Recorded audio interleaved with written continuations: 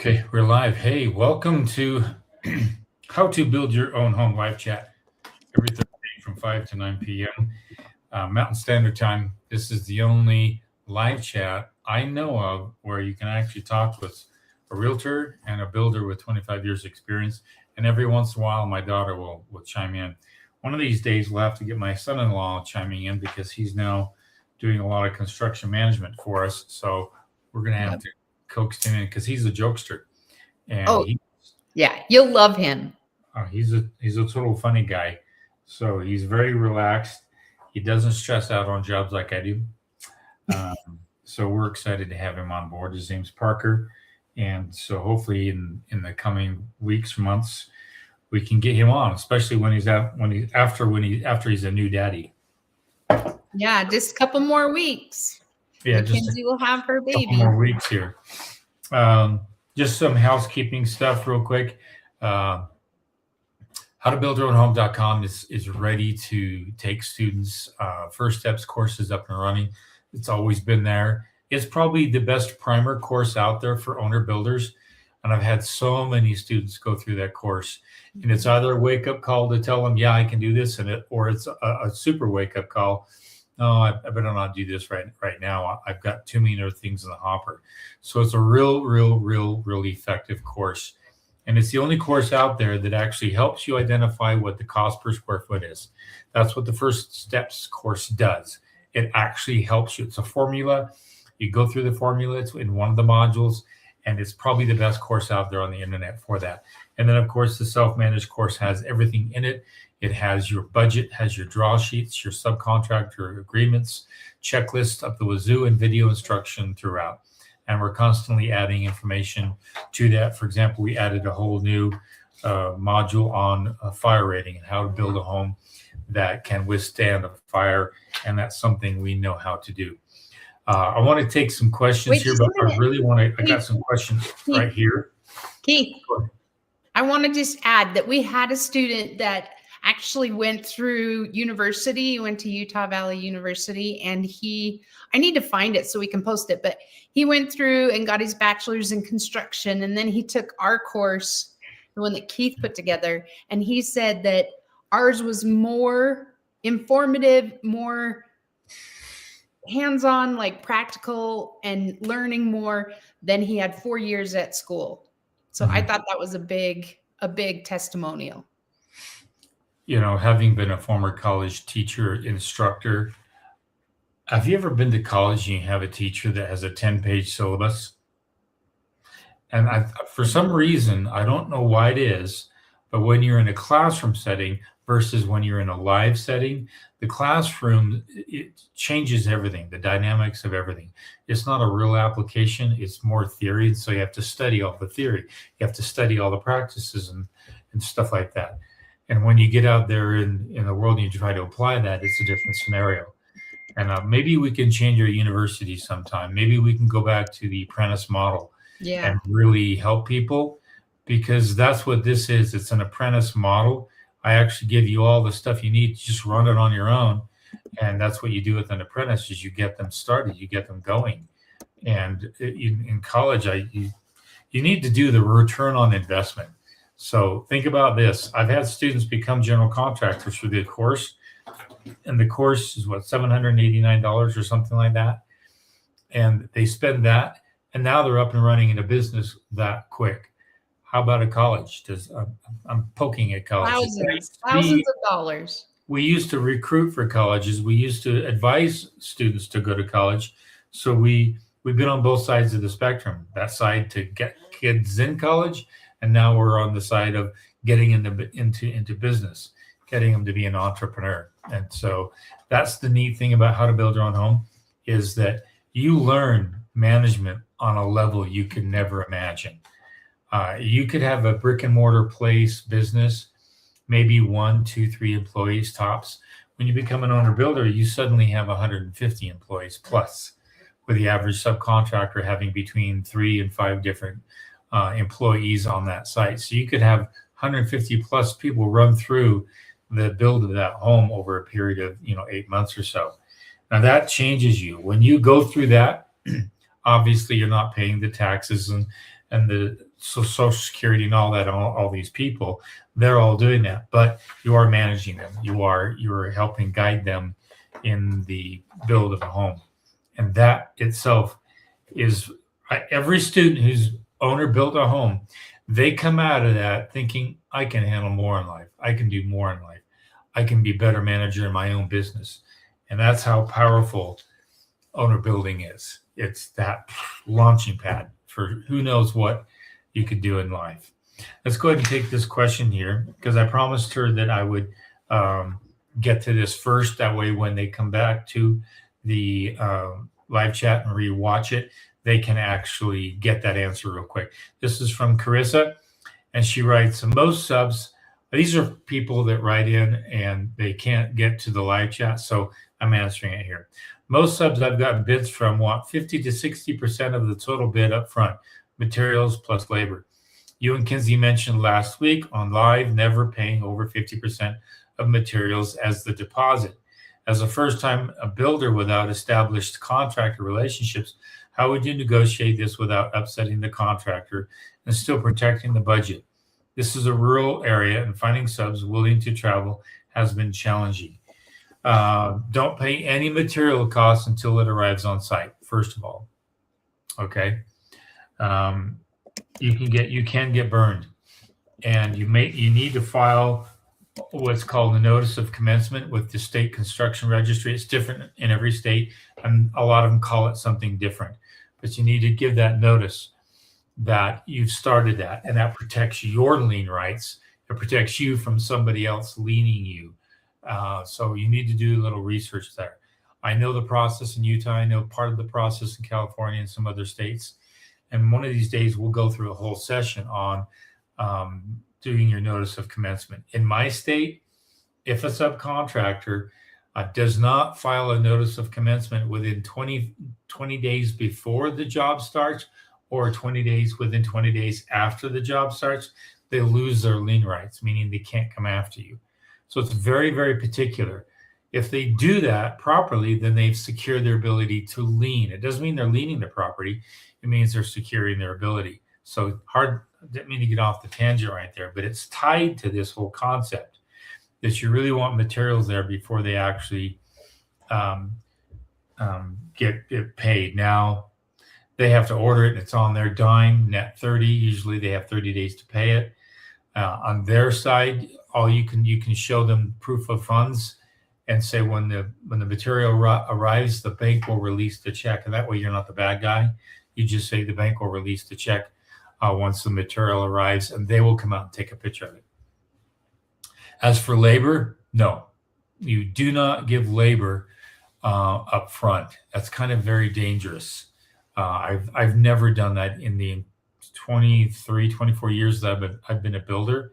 Since I changed my career, I've never given upfront labor.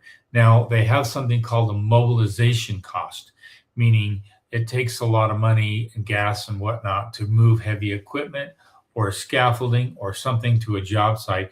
That's a cost they're incurring. And they may charge a mobilization cost. And I can see that to some degree, but that's on heavy, task-oriented jobs, foundations, excavation, framing, stuff like that. But like tile and flooring and stuff like that, you don't charge a bit of the labor first. That's like a no-no. It's like paying somebody they haven't done anything and giving them money. You hire a kid to come work at your store, an ice cream parlor, and you're giving him $125 before he even does any labor. It doesn't work that way. So be wary of that. I know that it might be a rural area, but you want to just check on their qualities. If there are any bad signs, red flags with regard to their business, do they have good reviews on social media, Google, stuff like that? If there's a lot of red flags coming up and they're asking for money up front, you've got something to worry about. But put the bank as the bad guy. Tell them the bank is saying that they won't give this for labor, but they will give it for the material. And that way you don't feel like you're the bad guy.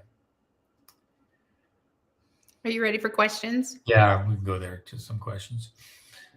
This is the Ma Pearl, Western Washington. How much should we expect to pay for painting 1,458 square foot home inside and out except cabinets? That's a really good question. You get 3 bids. Yeah. Let's see That's how. the best way to make sure. Get 3 bids because everybody's different. And then we have different levels too. Like people that have been in the business, they're in high demand, really top quality. They're going to be higher than somebody that's just starting out. It's their first year, still trying to get business. So That question's kind of interesting because it depends on a couple of factors: how high your ceiling is, and whether or not you want 2, 3, or just one tone paint. The more tones you have, the more cost it's going to have, which means they got to tape everything off. And so you're going to have to keep that fact. We're going to be doing a post on this with the elaboration. We're interviewing our painter next week. So the high end would be, $8,700, somewhere in that range, but I'm factoring $6 a square foot. And they typically charge you per square foot based upon the ceiling height, and then they factor in the total, all the walls and everything for the entire home. But they do 10-foot, 9-foot ceilings and total square foot, and then they can factor that. And so that might be on the little high side. You can probably get it for, 2,000 or 3,000 less. But keep in mind, for a home of that size, the paint materials alone, would be almost 50% of that cost. And so it's hard to make a living in some trades at 50%. Let me give you an example. Roofing is pretty good at 30 to maybe 40% of the cost of all the materials. So let's say your materials are 10 grand and then you charge another 10 grand to do the install. That's about 50%. Some other trades are less than 50%. Some are even more than 50%. Let's say, for example, that insulation, a very, very cheap material, okay, very affordable material. But let's say it's $1,000 to do for all the material to do 1,000 square foot home. Okay. Well, and it takes 3 days to do it. Well, $1,000 isn't going to cut it for three guys for 3 days, plus all the truck, all the equipment, and all the overhead and stuff like that. So insulation is where you're going to charge anywhere from 40 to 60% over the material costs. So every trade is different. Okay. And you have to kind of know where those trades are. Like framing, that is about anywhere from really cheap, super, super low end, $7 a square foot to high end $35, $40 a square foot, depending upon your market. And whatever your market demand is, that's what you're going to pay. And then some places, like in my market, we don't include the garage. We just don't do it. The framers will bid out 2,500 square foot home. It's a 2-car garage and 2,500 square feet. Right now, I'll show you what that is. Times 7, that's 17,000 to frame that home. But if you were in another place, say up north in the Salt Lake area, that's going to be $24 a square foot, and that's 60 grand. See what I'm talking about? Your market is really going to tell a lot about your cost, and each trade is different as well. But if I was in California, they would charge the additional 425 square feet for the garage and add that on top of everything. And they'll charge the same square footage for that as the main living area. So Keith, again, knowing your market is really kind of key. Keith, back to the Ma Pearl. She says that she's going all white with 2 accent bedroom walls, and she has 9-foot ceilings. That shouldn't be too bad. That should be a lower cost per square foot. And then accent walls, I've seen them charge $200-300 just to do an accent wall. That's not too hard. It's when you have 3-tone paint and a couple of accent walls and then some stain on the boards and doors, that gets the cost really gets up there. And so kind of go over what the 3, there's 1 tone, which is everything. Then there's 2-tone and 3-tone. The 2-tone is that the baseboards are different. baseboards, Yeah, and the wall. And like the three-tone is the ceiling, baseboards, and the wall, like that right? corner up in that wall there, right there. The ceiling could be one tone, Yep. the walls could be Yes. another tone, and if you had casing around the door, but now we have wood oak around That would that be door, three-tone. that's another tone. So that's basically three-tone. And that's standard for a lot of, custom homes, three-tone paint. But a lot of builder grade stuff, they'll do the ceiling the same color as the walls and not even paint that a different color or even a different sheen. They'll just do it all the same. And that's where you can save some money. Yeah, and it's actually trending right now to do all one color baseboard, ceiling, and walls. Yeah. But some are doing it very dramatic. But Yeah, that's what's trending. Question. Okay, let me go back up. Here we go. What's your preferred drywall finish? Definitely not a level 5. Not a 5. I teeter between level 3 and 4. It depends. And it depends on how good your drywall crew is and how good your framing crew is. You can never get a level 5 without structurally engineered wood, or you put a lot of backing behind the drywall to just make that perfectly flat. I'm not a fan of it. It's not worth its weight in cost at all. It doesn't add the value you think it's going to add to a home. I just deter everyone away from that. Level 4 smooth, you can't really tell the difference unless you're super particular and then you have an eye for it. But level 4 is just fine. I love levels 4 with a slight texture, a real knocked down and smooth texture, but there's some texture to it. That's my favorite. So. Okay, let's see here. Amal Pearl, what type of floor would you recommend for kitchen? Older and was told granite would be too slippery, dangerous. Hardwood, textured porcelain.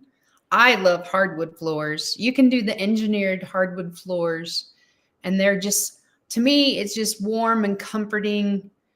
I love it. That's my favorite, is the wood floor. Yeah, it's quieter too, and it's warmer in the winter when you walk on it. I wouldn't do tile. It's so hard to keep the grout clean. And I don't like. They're in Washington. Do you think with moisture, anything with the engineered hardwood floors, it's better?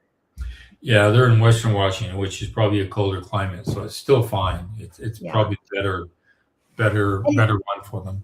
And if it's a cost sensitive thing, the next thing, I do like the LVP, because we have a dog and she has her nails. I don't always get them clipped all the time. And so that's pretty durable. So if you want to go on a less, a more economical route, the LVP, because I feel, and you like the glue down, right, Keith? On the LVP, because it's easy to clean and it's not slippery.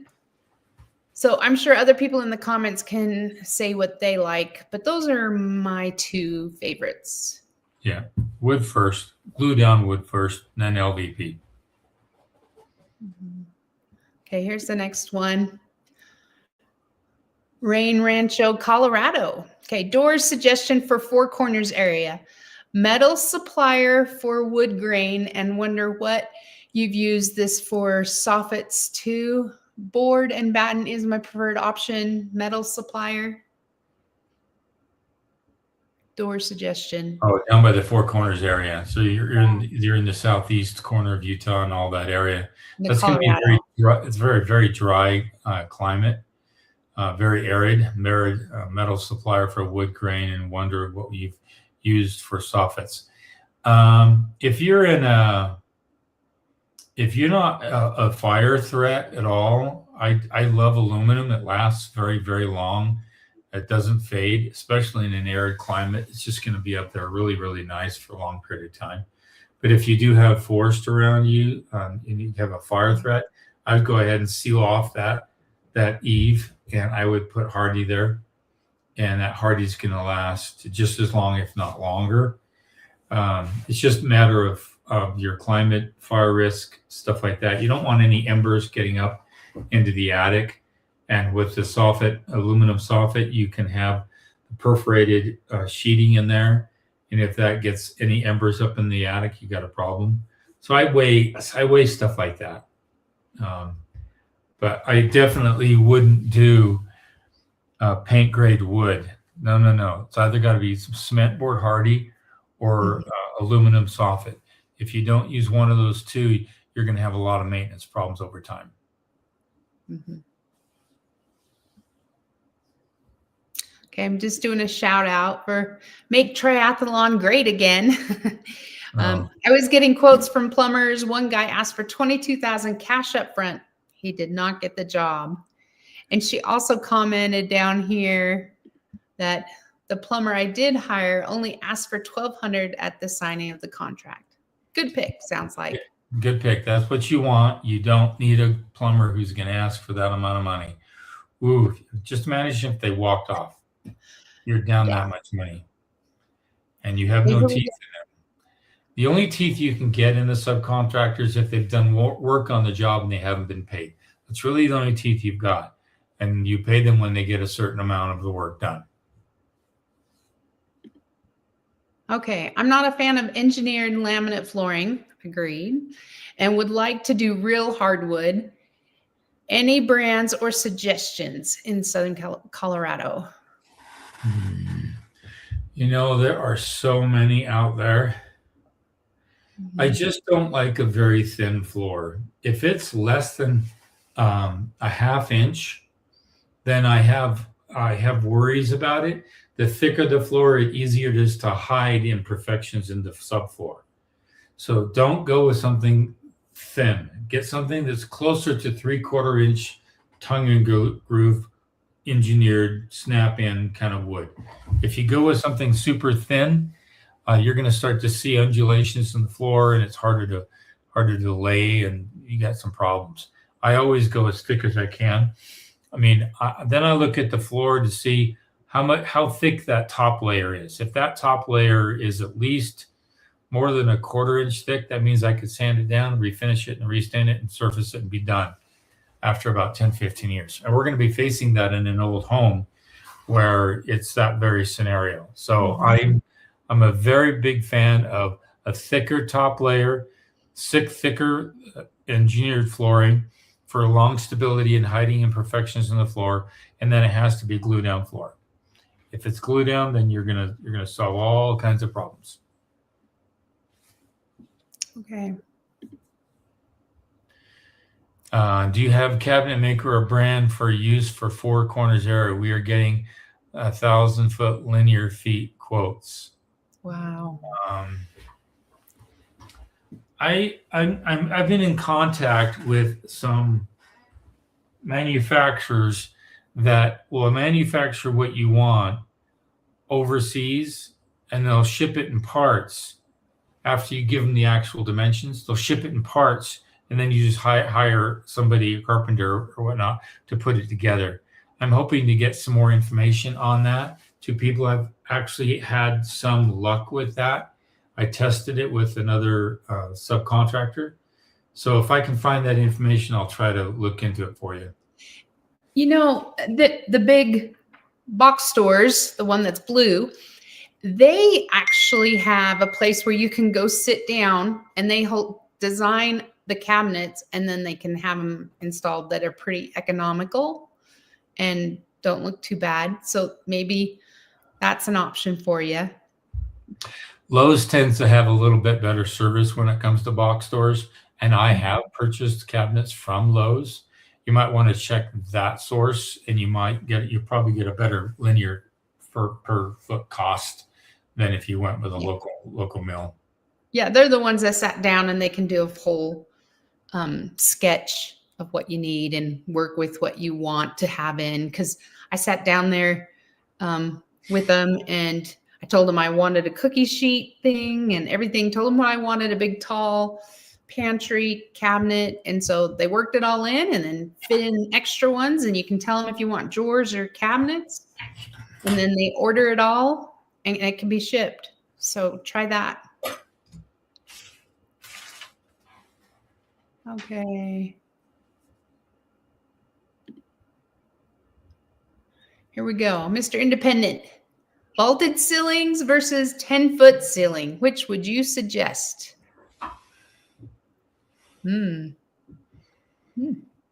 Depends. Do you have a view and windows? Go with the vault. Yeah. Yeah, I'd have to look at the design. And Yeah. If I saw the design, I could make a personal suggestion there, but I would need to see that. And if you had some views, that really brings in the light. And if you have a vaulted ceiling bringing in extra light, it's kind of a big plus. And if it's in your main area, you could have the kitchen be the 10-foot and then the living area be the vault.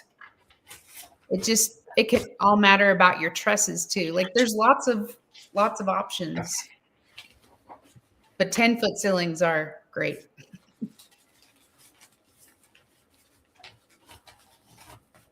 Okay. Here we go. SKS. Hello, Keith and Melissa. What is web blocking in a truss? One bid has this included and one bid does not. The difference between the bid is $18,000. Thank you. Wow. Does the higher one include web blocking? Probably. So what is the web blocking? What is web blocking? If you have a truss, I don't know if that's a floor truss or more than likely it's a floor truss. And so when you put a floor truss up and a floor truss up here and you just put sheeting on it, you don't necessarily have your shear taken care of. So they put blocking in between those trusses. They also put blocking in roof trusses, blocking that's coming at an angle this way, blocking that's coming at this way. That way, if wind starts to push it, it's got shear strength. That's what that blocking is. But the one that doesn't have it mentioned, they should do it automatically anyway because it's per code. So that's one of the things you want to do is ask them to put the phrase per code and per engineered plans in their specifications or in their bid. If they do, then they're properly held accountable for it. Oh, okay. Colin Maurice Taylor. I'm about to retire, 68. Congratulations. That's exciting. From my JFK job. Don't want to stay home all the time. Should I start in construction? Depends on what kind of construction. Yeah. That's a hard question to answer. It depends on what kind of construction. If you have any money to invest, and if you do have some money to invest, maybe you can buy something that's needing rehabilitation. And that's the best place to start. I wouldn't start with new construction because that's a little too costly. But it's like I just had a call from somebody here, a close friend that could lose a home, and he owes $80,000 on the home, and he wanted to know if I can pick it up rather than lose it to the bank. Now, if you're in a situation like that and you're retired, you might have some capital. There could be some situations out there where you can actually help some people. My wife and I helped a client several years ago. She had a home up in the mountains. She had a home down in town. She wanted to move up in the mountains. And both homes were in disarray. I mean, really bad situation. Mm-hmm. She didn't have much money. So we Just put it this way. Angels were watching her because when we opened the walls, her house should have been on fire and should have been gone. There were electrical problems, really bad electrical problems. Bad. Like she had a fire in the attic that she probably didn't even know about. So we came along and helped the situation. We helped each other. And so I would look for a situation like that, not just a new build or something to manage. I would look for something where if you have some money, it's a secured investment for the most part. You buy it in an undervalued situation, so you have positive equity when you buy it. Then you do some restoration on it. You take your time, do it right, and either rent it out or sell it. That's probably what I would consider doing. Yeah, that's a really good plus if you could get something like that and make it a rental, because then you have income and it's like your retirement, right? Added retirement. But then there's also, if you weren't thinking that much, we have a friend that's retired and he just started working at Lowe's. He likes the industry. He likes talking to the builders. He likes finding good deals and calling us like, hey, this is on clearance. Come pick it up if you're interested, And then we also hired somebody that just went and checked the job site every day and gave us photos. And so it all depends on what you want to do and how involved in construction you want to be.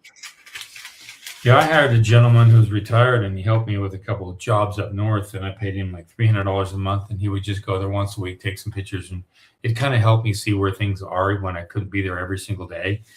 And so you can ask around, see if there's any builders that need you to just keep an eye on stuff. Yeah. Okay, let's see. Oh, Brady was just asking if it was a flat pack cabinets that you were talking about. Is that what they're called? I don't know. They have all different kinds of dimensions to them. I don't know what they are, but I'll reach out to a friend of mine who gave me the contact. I just haven't followed through with it. Okay. And then Brady also says, I've used the semi-custom cabinets from Home Depot for budget builds, rentals, and they are good for the price and delivered quick. Yeah, and they're nice. Yeah. I've actually had a client that wanted to remodel their kitchen, and they went to IKEA and got their cabinets, and their kitchen turned out beautiful. Like, you just want to look at the front face. If the front face is all wood, you're going to be okay. But if the front face is particle board, you can run into some problems. Okay. Where are owner builders going for insurance, and how long are you finding that they will carry it? Allstate gave us 24 months, and we need another year maybe, trying to complete enough for homeowners insurance. We usually have ours for a year. Yeah, we go through an audit process every single year, and so it's not fun as an owner, as a builder. But I do have some insurance resources in the download section at how to build your own home. And these people are very, very good at helping get people insurance across the country. And they specify in contractor insurance and insurance for owner builders. So in the download section, it's called architects, engineers, something like that. It's in the download section. And you'll see it. Okay. Paula Maurice Taylor, thank you. Okay, we're glad. We love helping. Come join us every Thursday, 5 to 6 Mountain Time. Tell us what you end up doing. Yeah, keep us informed. Okay, so anything else? No, I just had that one question. We got a quiet group today. Yeah, we won't be doing any live chat next week. It's a holiday week, and there's so many people gone. And we'll be having a little fun with family and stuff like that. But we're going to pick up the week after. And so please have your questions. I'm getting more people using the online platform as well as advance notice through email. And keep in mind that there's 2 ways to reach us and reach me for any questions. If you're in the program and you're in a particular module, let's say you're in module 3 on framing and you have a question, you can submit your question and I get that email instantaneously. And I respond to those promptly. Why?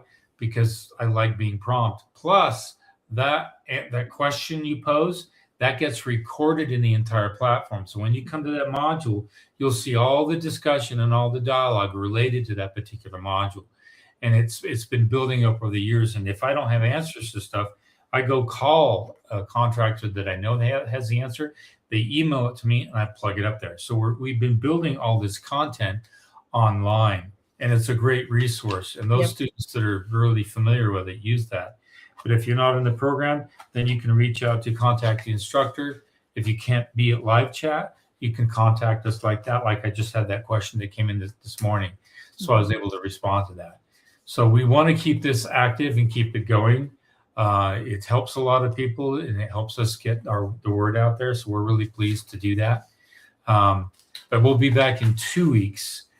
From today after the 4th. And it's a big holiday. It's the 250th year of our country. It's a real special celebration for me. I studied constitutional law and I read all the works by Thomas Jefferson. If you can see up there, the top red up there, That's the complete works of Thomas Jefferson right up there. And this here set, the one up there, where is it? Oh, this one right here. There's another set down below there. You can't see it. It's off to the right there. That's the Founder series. I have a whole shelf bookcase of the founders and what they did and what they sacrificed for. And I'll just kind of give you a little special significance of the founders. There are some founders you really are not aware of. And inside the reflection pond in Washington, D.C., just outside the White House and to the right toward the Lincoln Memorial, but there's this little small area, and it's just a little garden area with stones, and they're put in kind of a circle. And these are the founders people don't know of. We always go there to look at the Washington Monument, the Jefferson Memorial, the Lincoln Memorial. We go to see all these big names, but the real movers and shakers, the ones who really sacrifice, are down in that reflection where those stones are. I forget the name of it, but there are a lot of farmers there. And there's one by the name of Robert Morris. Robert Morris was one of the wealthiest men at the time of the founding of the country. George Washington came to him and said, I have no money. I can't win the war. The Revolutionary War, we're going to lose. So what did Robert Morris do? He gave him $10,000 at that time, which is a massive amount of money. And he went and bought muskets and bullets in Washington. That helped him to fund the war and to win. And Robert Morris was an attorney, but he was also a very successful businessman. He actually was put in prison, in debtor's prison. Back then, you could be in debtor's prison because he lost everything because of that. A lot of the other founders, Washington, Lincoln, they didn't lose everything. They endured great crisis, but they didn't lose everything. So if you're ever in Washington, D.C., go to that. I wish I had the name of it, but you'll see it right by the reflection pond. There's a little circle and there's a bunch of stones there. And you'll see a lot of farmers' names, a lot of people who signed the Declaration, signed the Constitution, but they're obscure. But they sacrificed and lost a lot for what they did. And so in memory of the 250th anniversary of our country, think about the little people. Think about the people who made huge sacrifices and they kind of went unnoticed. And it's kind of sad. We should have a monument to all of these people as well. So, but we don't. So my little plug for our Constitution. We got some more questions coming in, and I'm just answering them all, Pearl, real quick. Okay. One real quick. How long do most take on completing their homes? It all depends on how big your home is, and if you are doing it all yourself or if you're hiring subcontractors. I have a friend in Las Vegas and they've been working on their house for 20 years. So all the things that are on sale are now out of date. So the average owner builder takes about 2 to 3 months longer than a general builder. And some can go way beyond that. I've seen it as far as 4 years. And that's kind of crazy.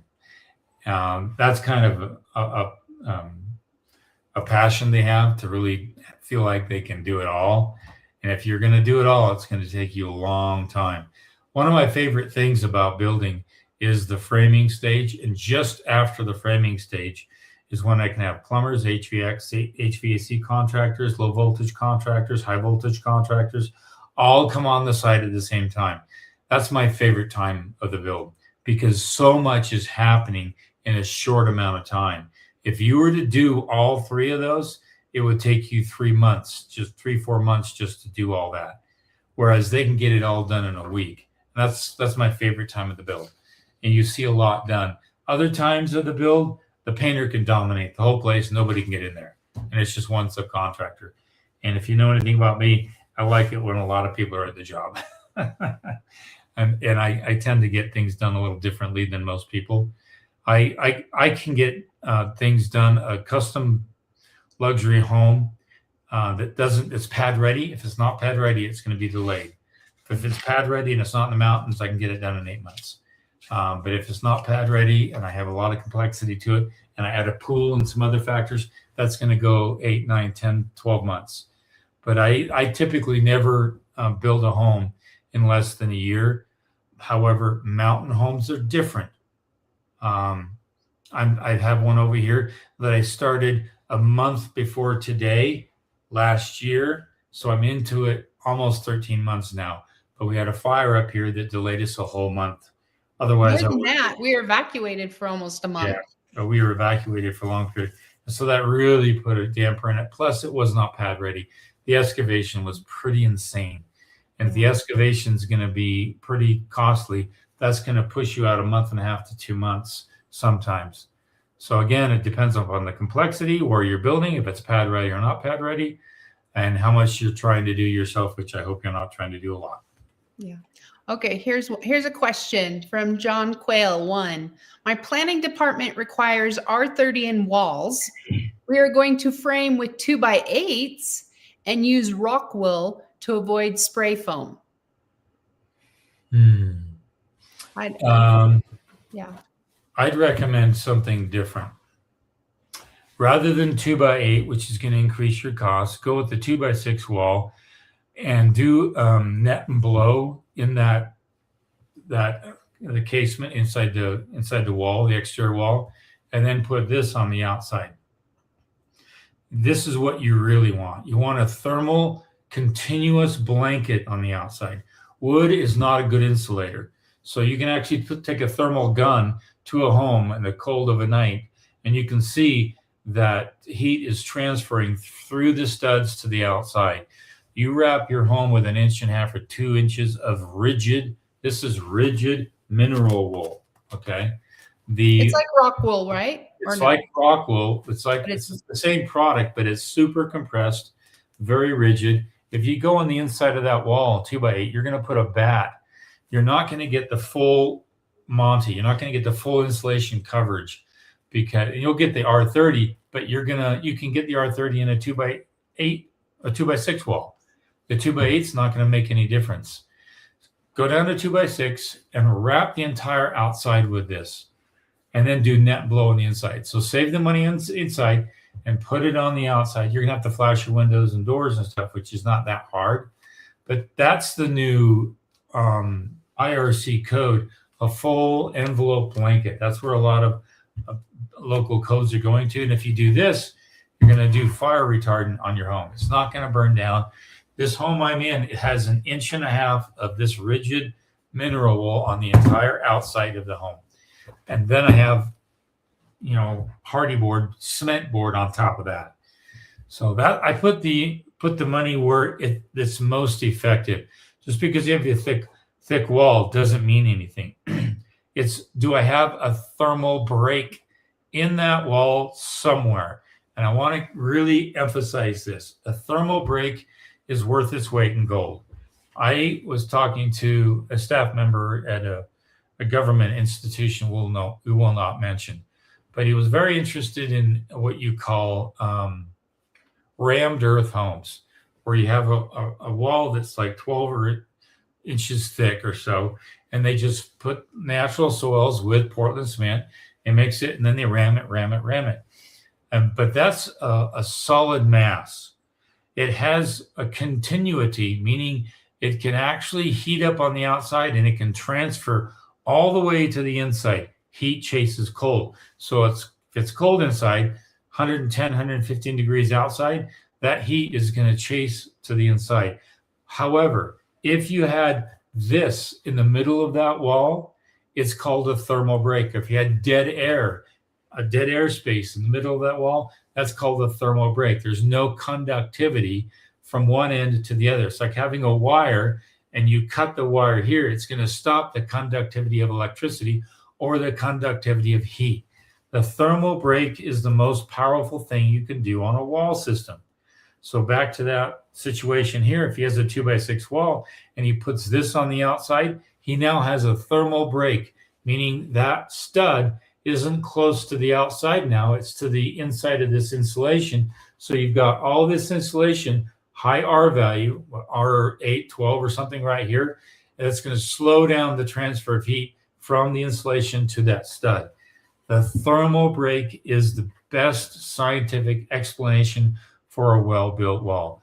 These windows right here, inside the frame, all the way around it, there's a plastic filler, or it could be fiberglass, it could be anything else that doesn't conduct heat or cold like the aluminum does. Like if this is aluminum window, then if it's straight aluminum all the way through, I'm going to feel that cold aluminum through the winter. But that thermal break slows that down, stops a lot of it from transferring through the wall. So again, I don't put your money on thickness, put your money on effective layers that act as a thermal break, and you'd be much better off. This home is super cheap to heat in the winter. I've got passive solar all winter long, and I've got that thermal break on the outside of the wall, and that's where it's really powerful. And that's why I kind of talk about OmniBlock, because it has 2 thermal breaks inside the block wall itself. Not many wall systems have 1 thermal break, let alone 2. So if you can create a thermal break and stop, I'll end with this. Have you ever touched a stove, a pot on the stove, and it's solid metal, cast iron? It's hot when you pick it up. Some of them are cast iron, and then the handle is aluminum, which doesn't conduct as much as the cast iron. Others have a wood handle, so you're not going to feel the hot temperature. That's a thermal break. You're breaking the conductivity from one place to another. Anytime you can do that, you're going to have a far more efficient build. There. Okay, just a shout out, David Parker. Yes, blessings to all patriots. Mm-hmm.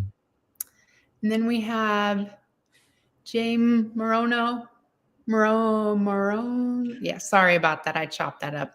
I got the cabinets here in Houston from a guy that he gets them from China. They are plywood boxes with hardwood doors, prefabricated in boxes. They need to be assembled. In my opinion, they are the best. That's a good one. Yeah, not bad. And it's a good price too. You just have to assemble them. Okay, the Mall Pearl siding. Right, you can order them right too. Okay. Mall Pearl siding is being installed tomorrow or next week. Aluminum shingle roof is on. Ooh, okay. I know you're sending me those pictures. I know. Thank you. Let's see here. And there's a whole bunch down below. Sorry. There's Brady. Lots of owner builders in my area. And I have also seen some take up to 6 years. Even more when they're self-perform a lot of the work. Yep. Yeah. But not many people can afford to put off a CO that long. Yeah. So they probably get their CO a year or 2 later, but there's a lot of unfinished stuff, and a lot of permitting offices will allow a lot of things to slide. But you need to check with your local permitting office and ask how much they actually need done. Working bathroom, working kitchen, etc., working stove, floors have to be finished to some degree, etc., etc. Okay, this is analog digital. It's funny, the MEP process took 6 months for it. If people don't know, MEP stands for mechanical, electrical, and plumbing. And some cities and some jurisdictions are asking you to do that on your plans, which is really, really, really ridiculous. And I would not hire an MEP engineer. They're not worth much. For commercial, they're great. Residential, no. You don't know the actual plumbing or the actual mechanical until it's framed. Electrical is easy, and that's done by the architect. They can do an electrical plan really quick. It's the plumbing and HVAC that are hard. And so if they ask for, I push back on this. I tell them, can I just have my HVAC contractor and my plumber just do a simple diagram on the plans as to what they're going to do? And if they say, yeah, fine, but there's no reason you should pay an engineer to design that. I push back on that. And any cities and jurisdictions that are asking for an MEP engineer, that's overkill, ridiculous, and the cost is out of the world. I've had students have to pay $30,000-$40,000 just for MEP engineering, which is nuts. It's crazy. This is not civil engineering. This is just MEP engineering, mechanical, electrical, plumbing for your home. And the architect already does it, so you're only having to pay two. But if they're asking for an MEP to sign off on all of it, that's not right. And I push back on it. What can I do? Just tell me what my plumber needs to do. Because the plumber, they can design their own system. They don't need an engineer to sign off on it. HVAC contractors, they can design and build their own system. They don't need an engineer to sign off on all that. These are non-structural items. So I push back on that. I don't know why jurisdictions are asking for it. They get lazy is what they do. Or somebody's pushing their buttons to push for that so others can make money on it. So crazy. Okay, here we go. The best way to keep the cost of the building down is to build less square footage, right? No, but only to a point. A 20 by 20 house seems to be the same price as a 24 by 30. Is there a sweet spot? I think the sweet spot is between 2,800 square feet and 3,300 square feet. And then is that single level? Cheaper. It's cheaper to go bigger than it is to go smaller. If you go smaller, all right, say 1,200 square feet or even 800 square feet, you're going to pay a lot more per square foot for the build of that home than you would a 3,300 square foot home, especially if they're like for like. The design is pretty similar, not broken up, stuff like that. Not a 12-12 pitch roof, but they're both 7-12 pitch roofs. So if they're like for like, they're going to be much cheaper per square foot to go bigger. Using attic trusses, so you have stairs going upstairs. That will save you a lot of money and give you square footage.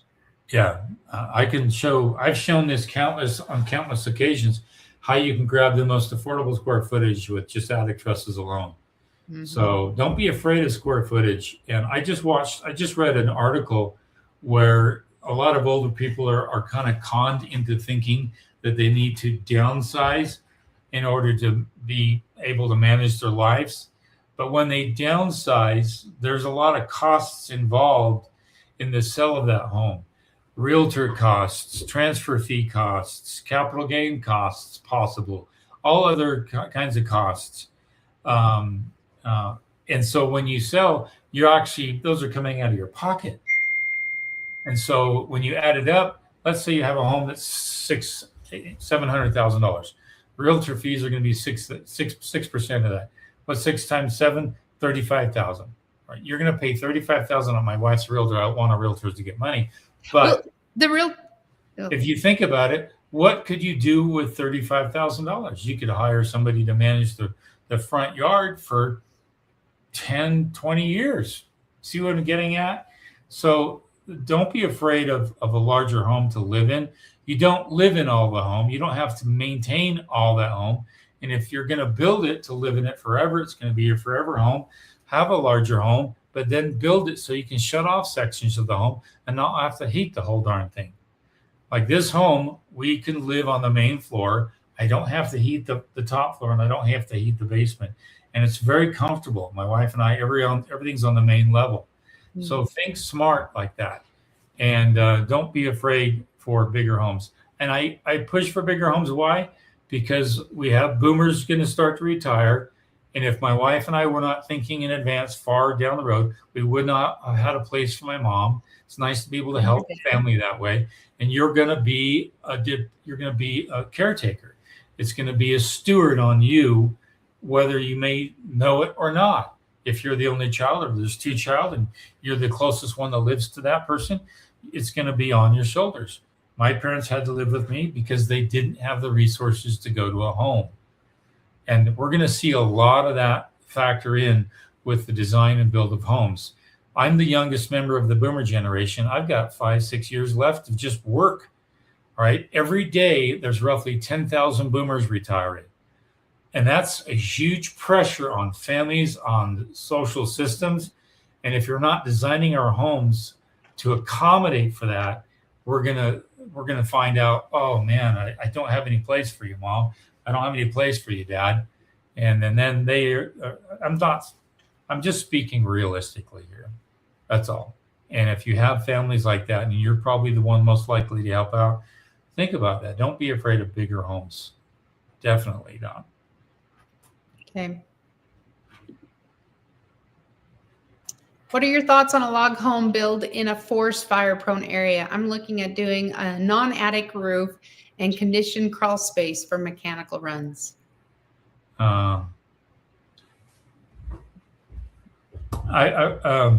It depends on how thick the log is, because the log itself has a certain fire rating to it.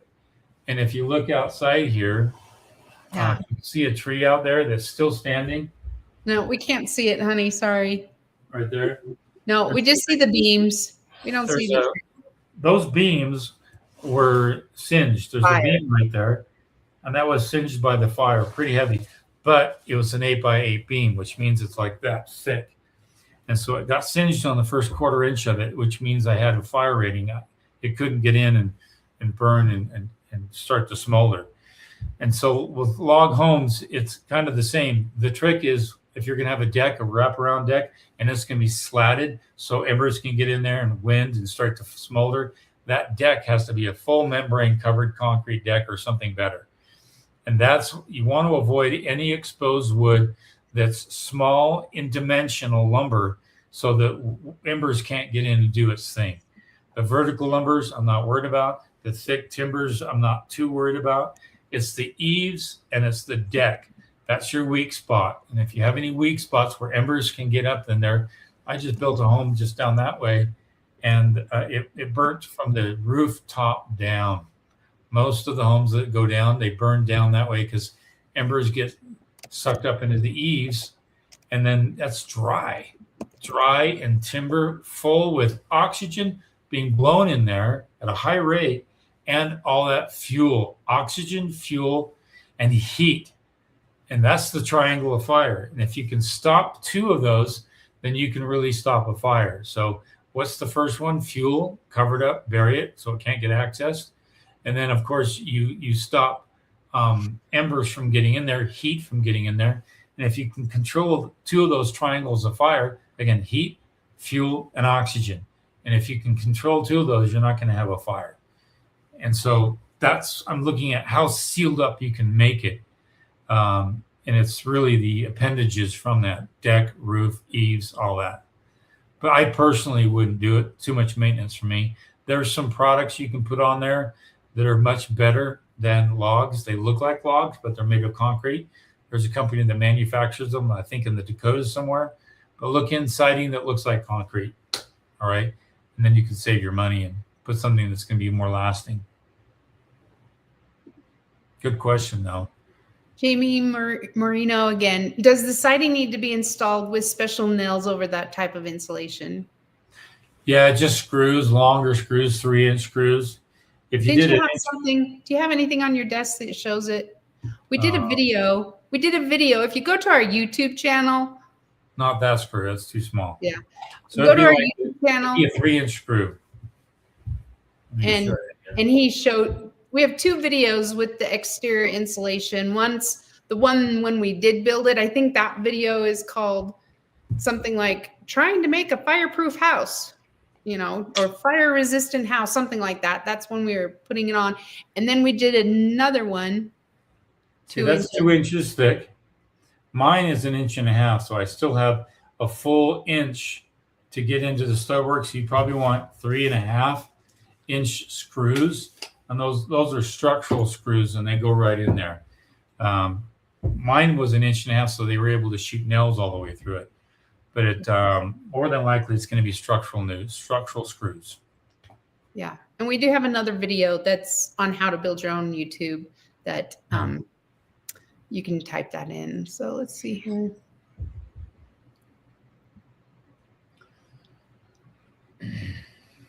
I don't know if Brady. Oh, it does add a lot of complexity and additional labor just for that. Deb's camera, the design was very similar, shed roof, same kitchen, same bathroom. I think that's the size question. Sorry. Let's see. I'm sorry I didn't get this. Here's a question. In planning for a new build, go ahead, honey, read that one. in planning for a new build in a cold climate, what parts of the actual build process can be left for the winter? You'd want to have everything dried in, windows and everything, before winter sets in, and then you can do all your mechanical, electrical, plumbing during the winter. However, plumbing gets to be a little difficult because they have to do a head water pressure test, and that could freeze. So they got to come in, fill the pipes, get it tested, be okay with it, and then drain those pipes before freezing. And then after that, they can start hanging drywall. However, you need to have the heat on when they start to do the mud and texture. Turn the heat off when they sand, turn it on when the sanding stops so they can dry out the texture. Otherwise, it takes forever and it can freeze. And if it freezes, you've got a problem. So then that texture looks really bad.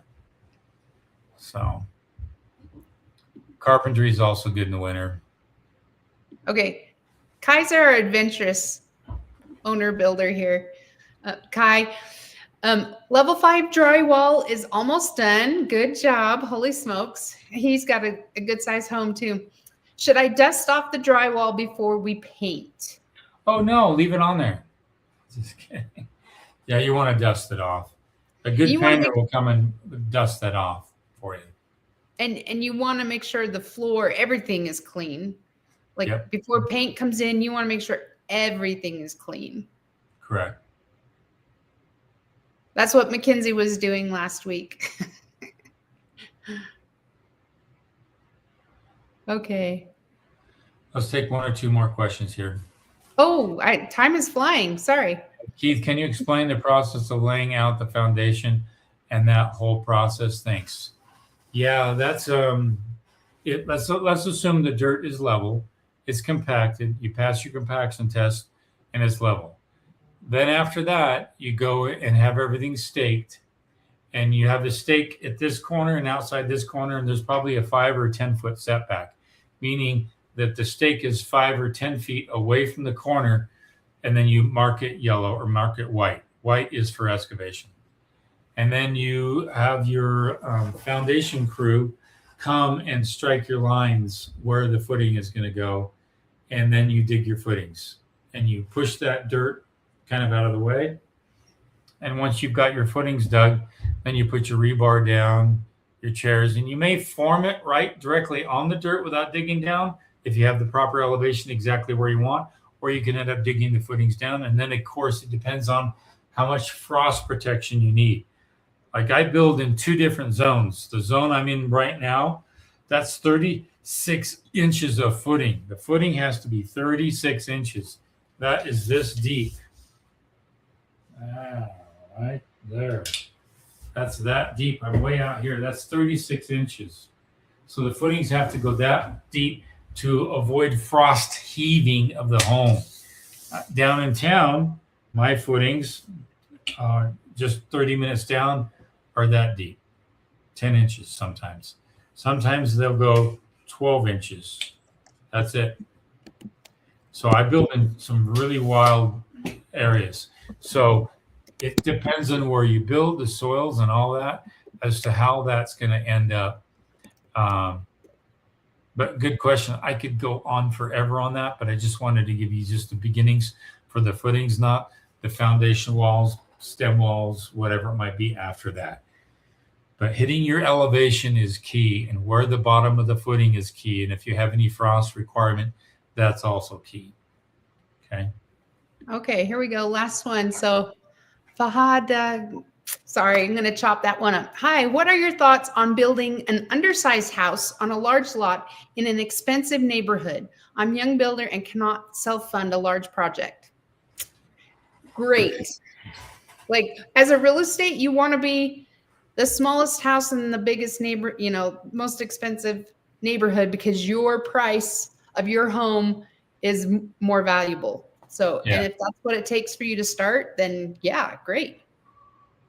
Yeah, you don't want to underbuild, but you don't want to overbuild. You want to kind of be in the sweet spot. So if all the homes are 7,000 square foot and you're going to build a 1,200 square foot home, you're way underbuilt for the particular market. You want to be closer to what the other square footage homes are. You also want to check because some neighborhoods require a minimum of 1,800 square feet. Yeah, you need to find out. See what your CCRs are. We live in a mountain community with nice mountain homes, contemporary mountain homes. And they average between 25 and 4,500 square feet, sometimes even more than that. But somebody bought a lot way down the way when they first entered and put a single wide trailer on. And that really hurts a lot, hurts that person. He doesn't live in it anymore. Now it's overgrown. I think somebody's looking to buy the lot and blade it and put something new there. But that's what you don't want to do. It doesn't help the neighborhood, doesn't help you. Nobody wants to buy a single wide in a nice neighborhood like that. It's hard to sell. It's easier to sell a single wide with a lot of other single wides, and it be the nicest single wide in the subdivision. That's what you want.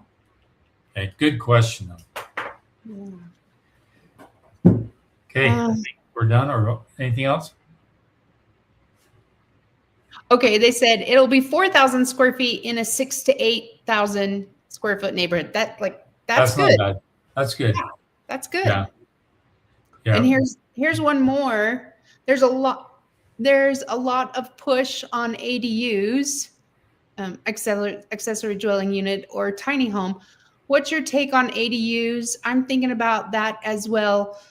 Get older and I'm leaving the main house to my daughter. Oh yeah. You're thinking multi-generational. You're thinking like we think. That's what we think. Yep. Yeah, very, very, very good path. We commend you. Stick to your family. Stay as close to the family as you can. Research shows that you actually live longer and are healthier the closer you are to family. So make sure you build to accommodate for that. Okay? All right. Hey, thanks everyone. Okay, we're done. We'll see you guys next Thursday. Actually, we won't be here next Thursday. We'll be here in 2 weeks. Have a great 4th of July. Remember our founding fathers. Research one of those names, and you'll get an appreciation for what they did for us and how we have this freedom still, even though it's on the fits and starts, we still have this freedom. So be thankful for that, and we'll see you guys after the holiday. You guys take care. Okay. See you later.